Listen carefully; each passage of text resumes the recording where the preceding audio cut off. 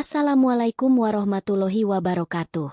Selamat datang kembali di channel YouTube Dunia Beda, tempat di mana takdir bisa berbalik dalam sekejap mata.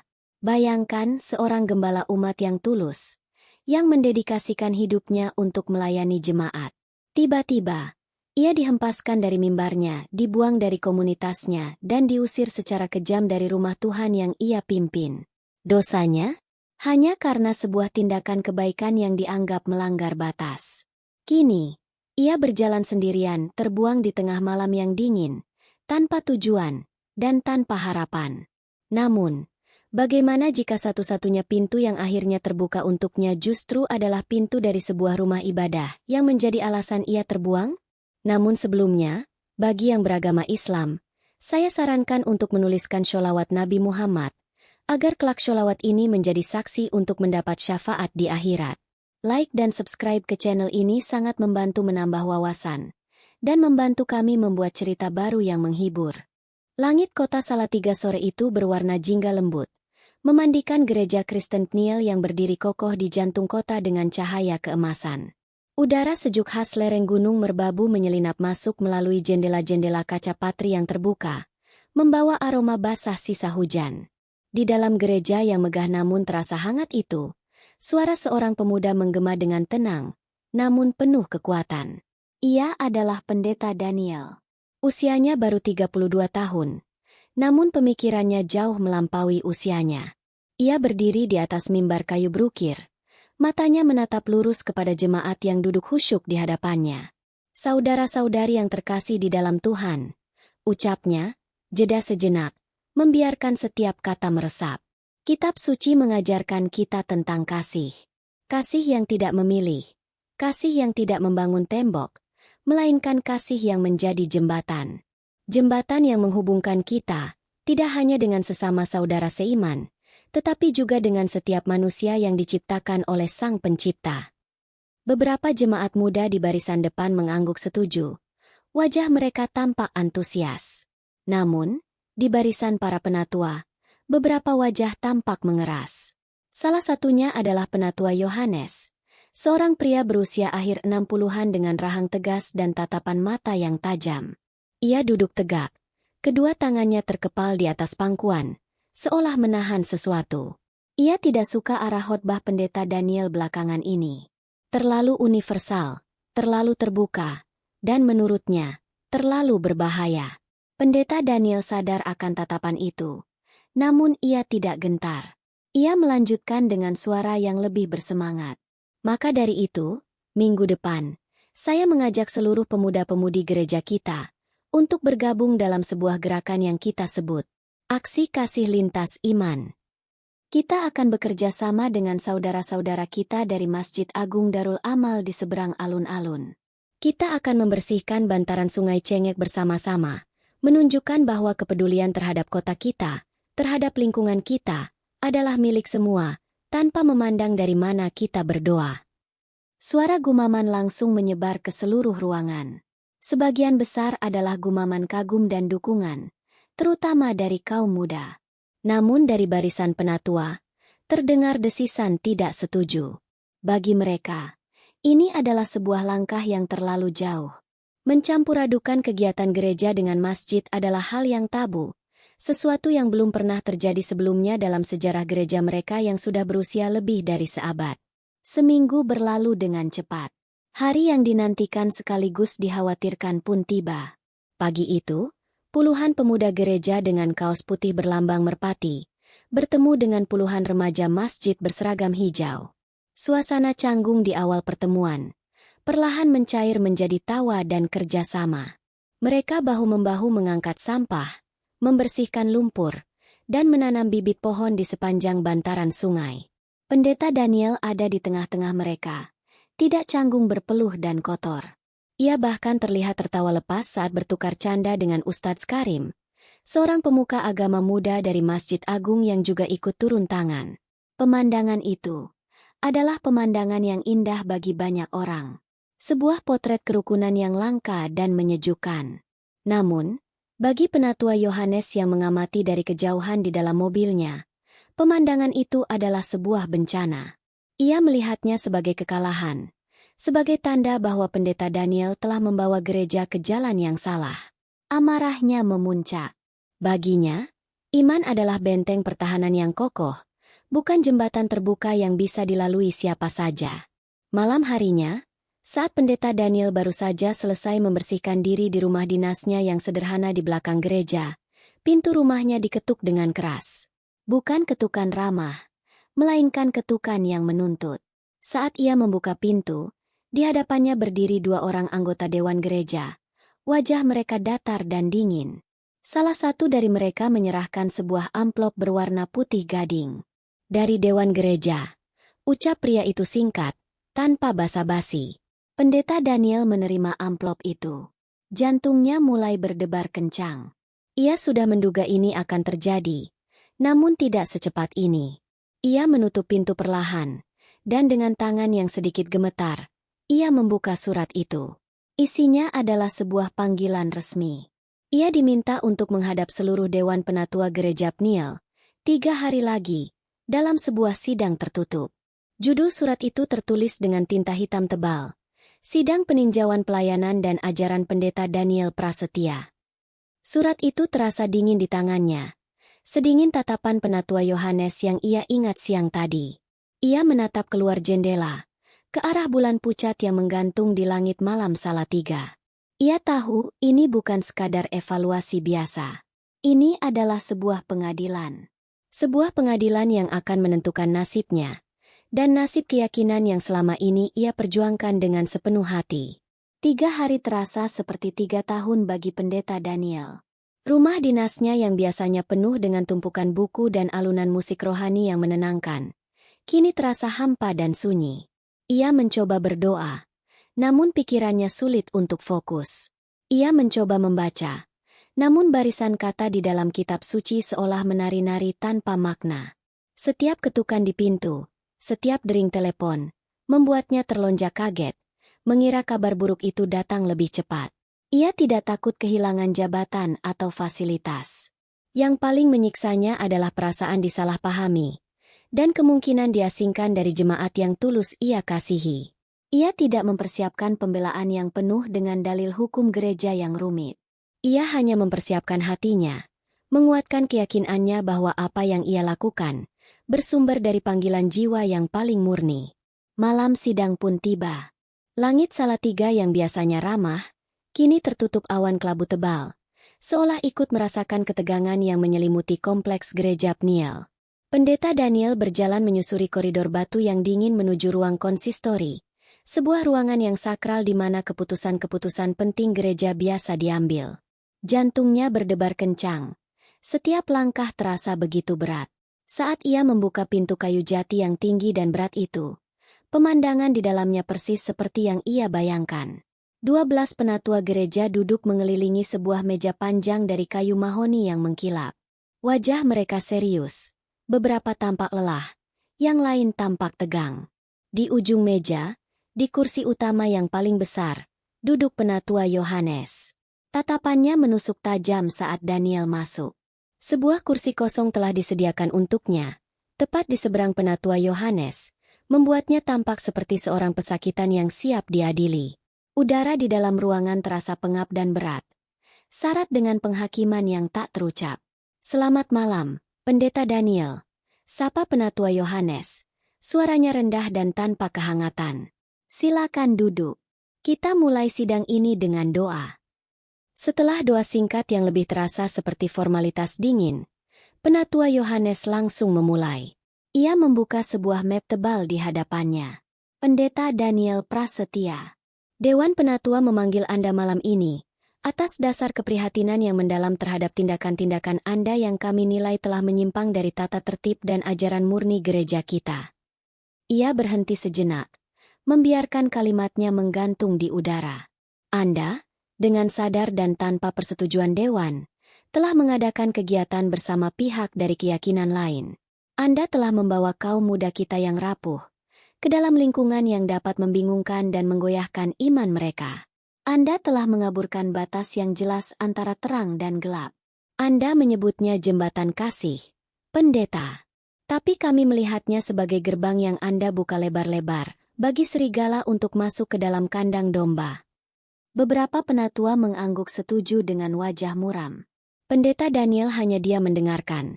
Tangannya tergenggam erat di bawah meja, berusaha mengendalikan emosinya. Penatua Yohanes melanjutkan rentetan tuduhannya. Suaranya semakin menekan. Khotbah-khotbah Anda akhir-akhir ini lebih terdengar seperti pidato seorang aktivis sosial, bukan gembala rohani. Anda lebih banyak bicara soal toleransi universal daripada soal penebusan dan kekudusan. Kami khawatir Anda lebih mencari popularitas di mata dunia daripada kemuliaan di mata Tuhan. Setelah hampir setengah jam penatua Yohanes menjabarkan semua pelanggaran Daniel, ia akhirnya bersandar di kursinya. Sekarang, kami berikan Anda kesempatan untuk berbicara. Jelaskan diri Anda, pendeta. Semua mata kini tertuju pada Daniel. Hening. Ia menarik napas dalam-dalam, lalu menatap satu persatu wajah para penatua itu dengan tatapan yang jernih. Bapak-bapak penatua yang saya hormati, mulainya dengan suara yang tenang, namun tegas. Saya tidak akan menyangkal semua yang telah saya lakukan. Benar, saya mengadakan aksi kasih lintas iman. Benar, saya percaya bahwa kasih harus melintasi semua sekat. Saya hanya ingin bertanya kembali kepada bapak-bapak sekalian. Lanjutnya, ketika kitab suci mengajarkan kita untuk mengasihi sesama kita manusia, apakah ada ayat tambahan yang mengatakan, hanya jika mereka sama dengan kita? Ketika Tuhan Yesus memberikan perumpamaan tentang orang Samaria yang baik hati, bukankah ia justru menunjukkan bahwa pertolongan dan kasih sejati datang dari orang yang dianggap asing dan berbeda? Iman saya tidak goyah saat bekerja bersama saudara-saudara dari masjid. Sebaliknya, iman saya justru diteguhkan. Saya melihat wajah Tuhan dalam semangat kerjasama mereka, dalam tulusnya niat mereka untuk merawat kota kita bersama. Ia melihat sekilas ke arah penatua Gideon, yang termuda di antara mereka. Pria itu menundukkan pandangannya, tampak resah.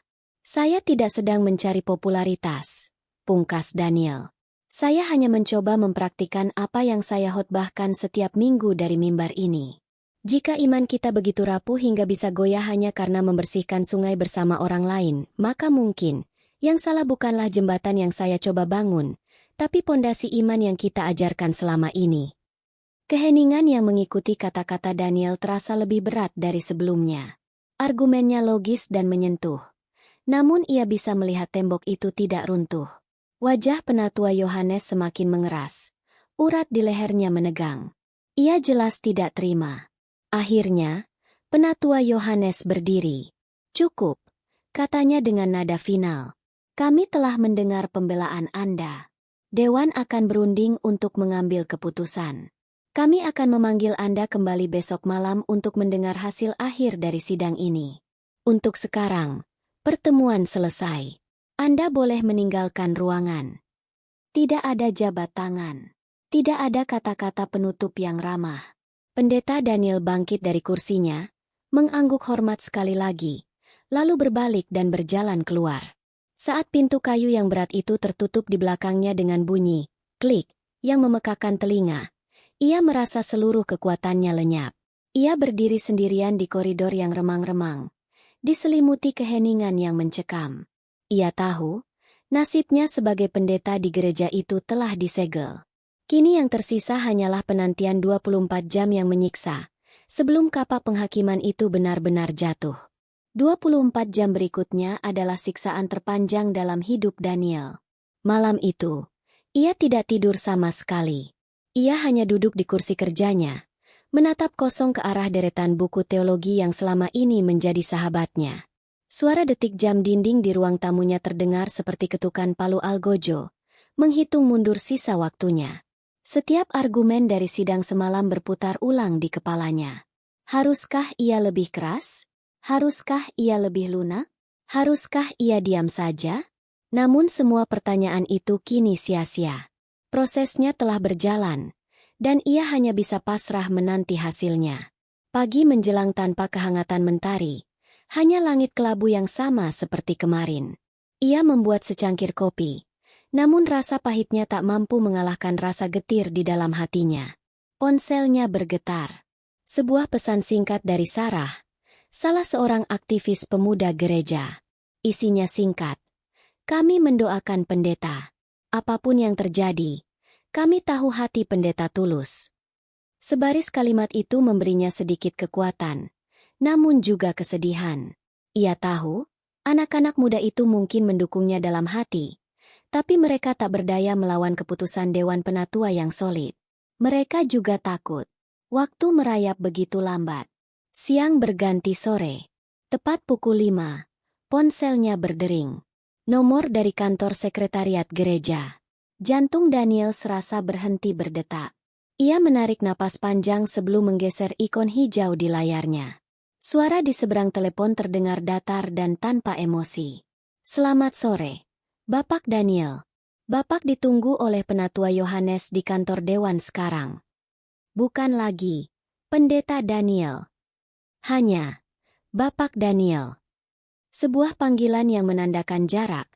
Sebuah pertanda yang jelas. Dengan langkah gontai, ia berjalan kembali ke gedung gereja. Kali ini ia tidak diantar ke ruang konsistori yang besar, melainkan ke sebuah kantor kecil yang sempit di sebelahnya. Di dalam, hanya ada Penatua Yohanes dan 2 orang penatua paling senior lainnya. Wajah mereka tidak lagi tegang seperti semalam, melainkan datar, seolah sebuah beban berat telah terangkat dari pundak mereka. Tidak ada lagi kursi pesakitan.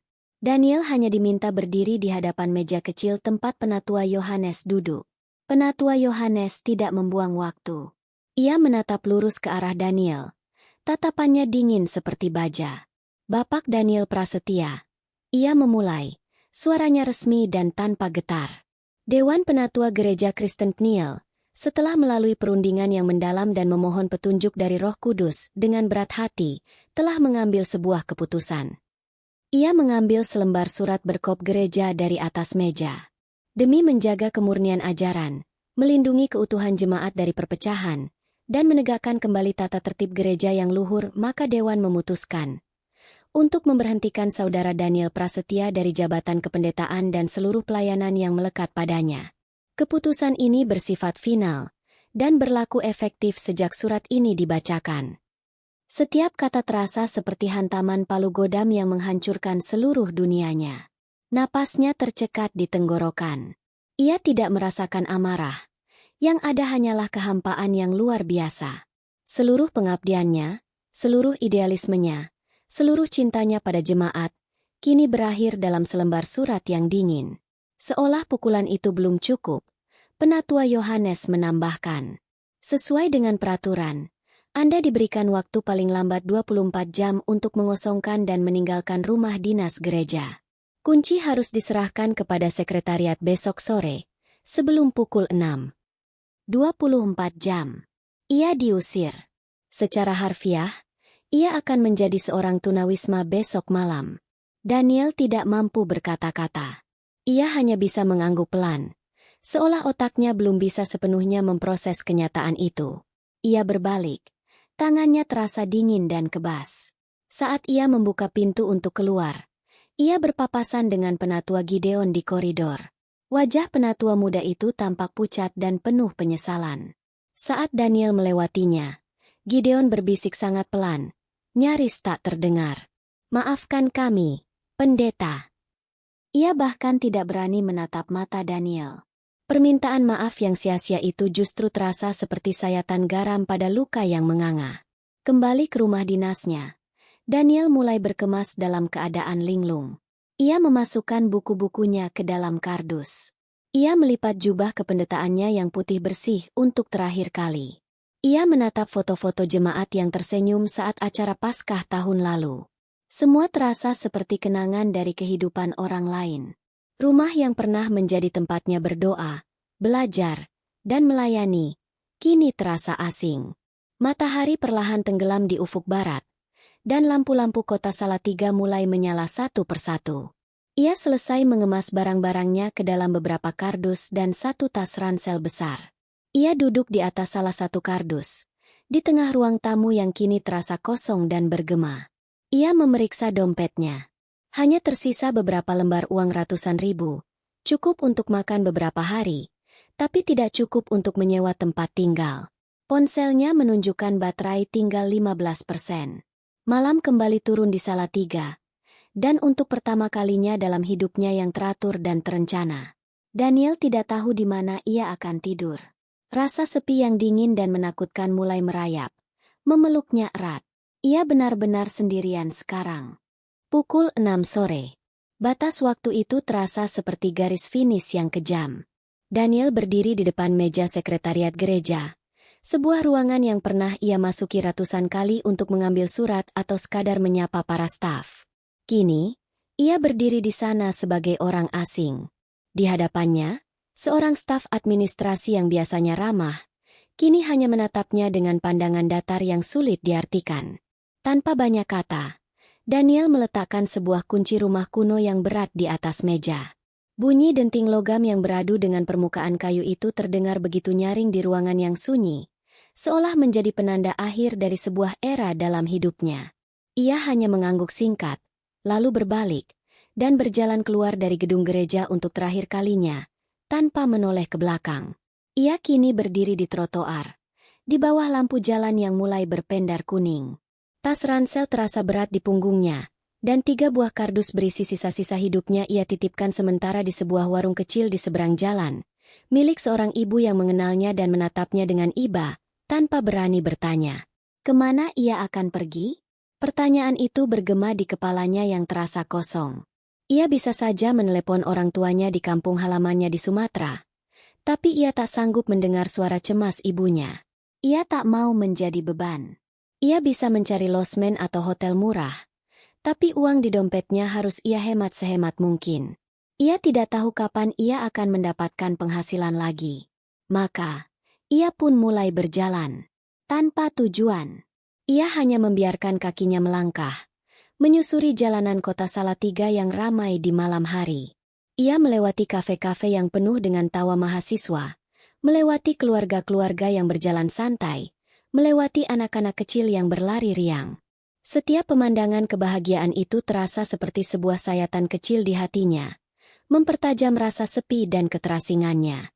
Ia adalah seorang gembala yang kehilangan kawanan dombanya, dan kini ia sendiri tersesat di padang belantara. Aroma sate ayam dan bakso dari para pedagang kaki lima yang biasanya menggugah selera, kini hanya membuat perutnya semakin mual karena cemas. Langkahnya yang tanpa arah, entah bagaimana, membawanya ke pusat kota, ke alun-alun Pancasila. Dan di sana, di seberang lapangan yang luas, berdiri dengan megah Masjid Agung Darul Amal. Kubahnya yang besar memantulkan cahaya lampu kota, tampak agung di tengah kegelapan malam. Inilah masjid yang menjadi sumber dari semua masalahnya. Ironis, justru tempat inilah yang menjadi sebab ia terusir dan terbuang. Seharusnya ia merasakan benci, atau setidaknya menghindar. Namun anehnya, saat menatap masjid itu, ada sesuatu yang menariknya. Mungkin karena ia teringat pada senyum tulus Ustadz Karim saat mereka bekerja bakti bersama. Atau mungkin, karena di tengah kekacauan hidupnya, hanya tempat itu yang tampak begitu tenang dan damai. Rasa lelah yang luar biasa akhirnya mengalahkan semua pergulatan batinnya. Ia tak sanggup lagi berjalan. Ia duduk di sebuah bangku taman yang menghadap ke arah masjid, meletakkan ranselnya yang berat di sampingnya. Ia melihat orang-orang berdatangan, pria dan wanita, tua dan muda, berjalan dengan tenang memasuki gerbang masjid untuk menunaikan ibadah sholat Isya. Ia hanya bisa memandang. Seorang mantan pendeta, duduk kelelahan di depan sebuah masjid, merasa iri pada orang-orang yang memiliki tempat untuk bersujud dan berkeluh kesah. Tiba-tiba, langit yang sejak tadi hanya kelabu, mulai meneteskan air.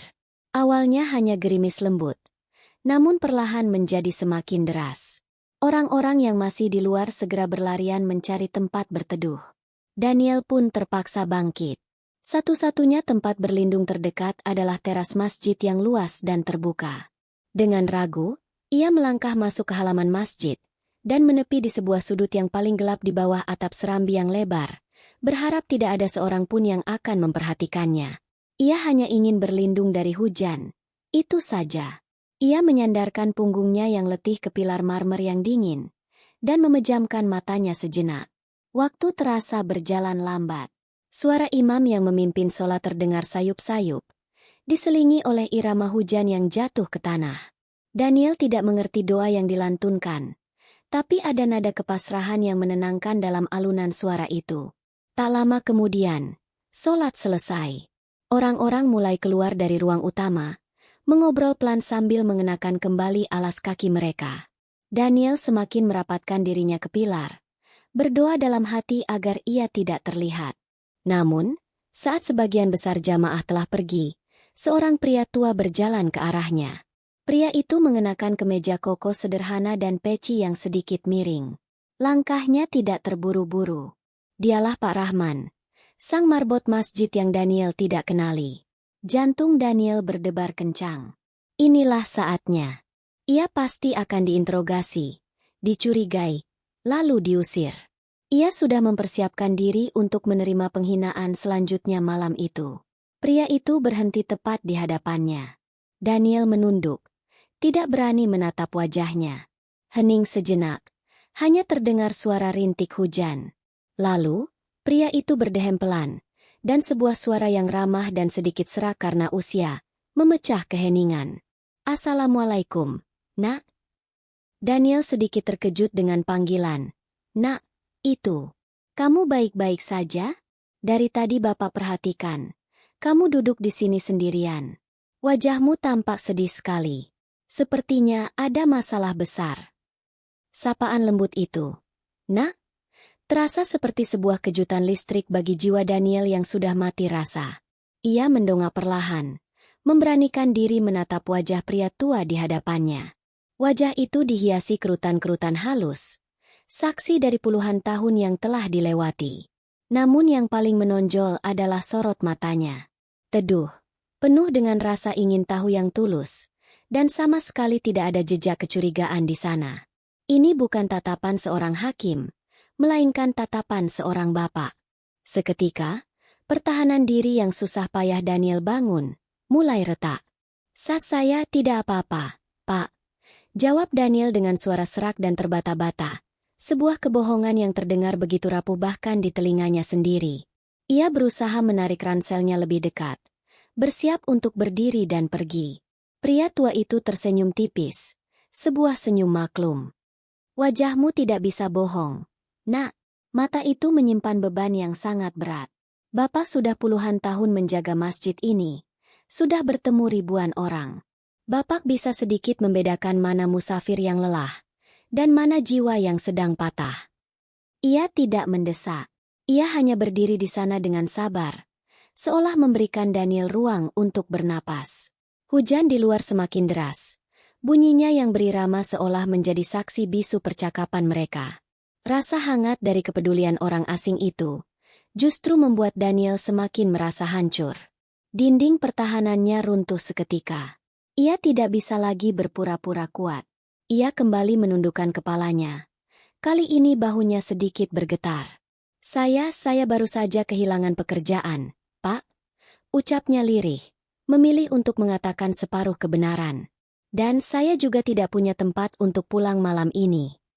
Mengucapkan kalimat itu dengan lantang, membuat kenyataan pahit itu terasa semakin nyata dan menyakitkan. Mendengar itu, Pak Rahman tidak menunjukkan keterkejutan. Ia justru mengangguk-angguk pelan, seolah itu adalah hal paling wajar yang pernah ia dengar. Tidak ada pertanyaan lanjutan seperti, "Kenapa bisa dipecat?" Atau, "Memangnya kamu kerja apa?" Responsnya begitu sederhana, namun bagi Daniel, respons itu adalah segalanya. "Sudah," kata Pak Rahman sambil menepuk pelan bahu Daniel. Sebuah sentuhan fisik yang terasa begitu menguatkan. "Jangan terlalu dipikirkan dulu malam ini. Yang penting, kamu jangan tidur di luar. Hujan deras begini. Nanti masuk angin. Badan harus sehat dulu. Baru pikiran bisa jernih untuk cari jalan keluar. Ayo, ikut Bapak." Daniel mengangkat wajahnya, menatap Pak Rahman dengan pandangan tidak percaya. "Ikut kemana, Pak?" "Ke dalam. Ada ruangan kecil di samping, biasa dipakai musafir atau siapa saja yang kemalaman dan butuh tempat istirahat. Tidak mewah, tapi kering dan aman. Ayo," ajaknya lagi. Kali ini dengan nada yang lebih tegas namun tetap ramah. Dengan keraguan yang masih menyelimuti hatinya, Daniel akhirnya bangkit berdiri. Ia merasa seperti sedang bermimpi. Ia mengikuti langkah Pak Rahman yang tidak tergesa-gesa, melewati pilar-pilar masjid, menuju sebuah pintu kayu di sisi bangunan. Pak Rahman membukanya dan menyalakan lampu. Terlihatlah sebuah ruangan berukuran sekitar 4 kali 4 meter. Ruangan itu sederhana. Lantainya dilapisi karpet hijau yang bersih. Di sudut ruangan, ada beberapa tumpuk tikar pandan yang tergulung rapi dan sebuah lemari kecil berisi beberapa kitab suci Al-Quran dan buku-buku agama. Udaranya sejuk dan beraroma bersih. "Nah, kamu bisa istirahat di sini, Nak," kata Pak Rahman. "Anggap saja seperti rumah sendiri. Sebentar ya, Bapak buatkan teh hangat dulu." Pak Rahman kemudian meninggalkannya sendirian. Daniel berdiri terpaku di tengah ruangan. Ia meletakkan ranselnya perlahan. Pikirannya kosong. Semua terjadi begitu cepat. Ia, seorang pendeta yang diusir gerejanya sendiri karena dianggap terlalu dekat dengan komunitas Islam, kini justru berdiri di dalam sebuah ruangan di dalam masjid, mendapatkan perlindungan dari seorang penjaga masjid yang bahkan tidak tahu siapa dirinya. Ironi ini begitu menusuk, begitu nyata, hingga terasa absurd. Tak lama, Pak Rahman kembali dengan nampan berisi segelas teh panas yang masih mengepul dan 3 buah kurma. "Ini, diminum dulu biar badannya hangat. Dan ini ada sedikit kurma, untuk mengganjal perut. Maaf ya, hanya ada ini." Daniel menerima gelas itu dengan kedua tangan yang masih sedikit gemetar. "Terima kasih banyak, Pak. Saya tidak tahu harus bilang apa. Bapak sudah sangat baik kepada saya." Pak Rahman hanya tersenyum lagi. "Tidak perlu berterima kasih pada Bapak. Berterima kasihlah pada Allah. Masjid ini rumahnya, terbuka untuk siapa saja yang butuh pertolongan. Sudah, sekarang kamu istirahatlah. Kunci saja pintunya dari dalam kalau mau. Jangan khawatir, tidak akan ada yang mengganggu." Setelah mengucapkan salam, Pak Rahman pun menutup pintu perlahan, meninggalkan Daniel dalam keheningan yang nyaman. Daniel duduk bersimpuh di atas karpet. Ia menatap gelas teh di tangannya. Uapnya yang hangat mengaburkan pandangannya. Ia mengangkat gelas itu dan meminumnya perlahan.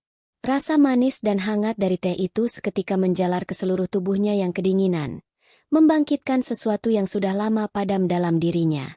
Dan pada saat itulah, ia tak sanggup lagi menahannya. Di dalam sebuah ruangan di rumah ibadah yang menjadi sebab ia terbuang, Daniel, sang mantan pendeta, untuk pertama kalinya dalam 2 hari yang penuh siksaan, merasakan setitik kehangatan dan penerimaan dan ia pun menangis dalam diam. Air matanya jatuh tanpa suara, mengalir deras membasahi pipinya, membawa serta semua rasa sakit, takut, sepi, dan kebingungan yang selama ini ia pendam. Malam itu, Daniel tidak banyak tidur. Setelah tangisnya reda, yang tersisa adalah sebuah keheningan yang dalam di hatinya. Bukan lagi keheningan yang menakutkan, melainkan keheningan yang jernih. Dari balik jendela ruangan kecil itu, ia bisa melihat halaman masjid yang basah disinari cahaya lampu temaram. Ia merebahkan tubuhnya di atas tikar pandan yang bersih, namun matanya tetap terbuka, memandangi langit-langit. Pikirannya tidak lagi dipenuhi amarah atau kesedihan, melainkan sebuah perenungan yang sangat dalam. Ia memutar kembali semua kejadian. Penghakiman dari orang-orang yang ia sebut saudara, dan pelukan hangat dari orang-orang yang ia anggap asing. Paradoks itu begitu kuat, begitu mengguncang, hingga seluruh pondasi keyakinan yang selama ini ia pegang teguh, mulai tersusun ulang dalam bentuk yang baru. Bentuk yang lebih murni. Jauh sebelum fajar menyingsing, sebuah alunan suara yang magis membangunkannya dari tidur ayamnya. Suara azan subuh, menggema lembut di keheningan pagi, membelah sisa-sisa kegelapan. Dari tempatnya berbaring, Daniel mendengarkan setiap nada dari panggilan itu. Ia tidak mengerti semua katanya, tapi ia bisa merasakan getaran panggilannya. Sebuah panggilan untuk bangkit, untuk bersujud, untuk memulai hari dengan kepasrahan. Ada keindahan yang khusyuk dalam panggilan itu, yang menyentuh relung jiwanya yang paling dalam. Didorong oleh rasa ingin tahu, Ia bangkit dan sedikit membuka celah pintu. Ia melihat beberapa orang mulai berdatangan. Wajah-wajah mereka tampak damai, melangkah dengan tenang menuju ruang sholat utama. Tak lama kemudian, ia melihat Pak Rahman, yang menyapanya dengan senyum dan anggukan kecil sebelum bergabung ke dalam barisan. Sholat pun dimulai. Dari celah pintu, Daniel mengamati gerakan mereka yang serempak. Berdiri, ruku, lalu sujud dalam keheningan yang total. Tidak ada perbedaan status. Semua sama di hadapan Sang Pencipta. Ia melihat sebuah harmoni dan persaudaraan yang begitu tulus, sesuatu yang justru gagal ia temukan di ruang sidangnya sendiri.